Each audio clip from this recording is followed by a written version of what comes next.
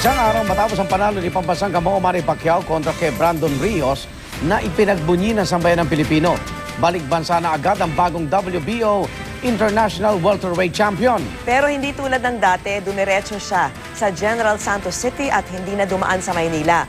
Ihahanda na raw kasi ni Pacman ang relief goods na dadalhin sa mga nasalanta ng Bagyong Yolanda. Saksi si Lay Alves. Para makarating agad sa General Santos City, nag-chartered plane na mula Macau ang ating pambansang kamao at ang buong Team Pacquiao. Tulad sa mga dating pag-uwi ni Manny Pacquiao, naging mainit muli ang inihandang hero's welcome ng mga taga-Gensan.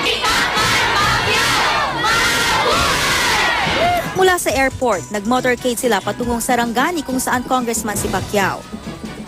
Hanggang sa pagdating ni Pacman sa Kapitolyo, hindi pa rin matapos-tapos ang pagbuhos ng suporta. Daghang salamat sa inyong gipakita nga suporta. Ang akong tagumpay gahapon, murag dali ra kay no? Gahapon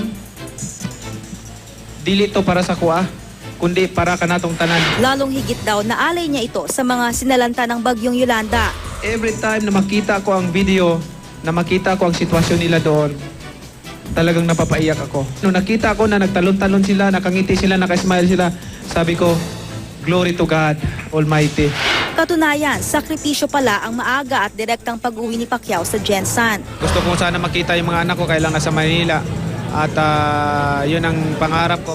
Pero kailangan na raw niyang umuwi sa Gensan kung saan niyahanda nila ang mga dadalhing tulong para sa mga sinalanta ng Bagyong Yolanda. Planuhin na namin kaagad yung yung pagbisita sa Tacloban para sa ating mga kababayan at makapagdala ko ng mga relief goods na galing dito sa premyo ko.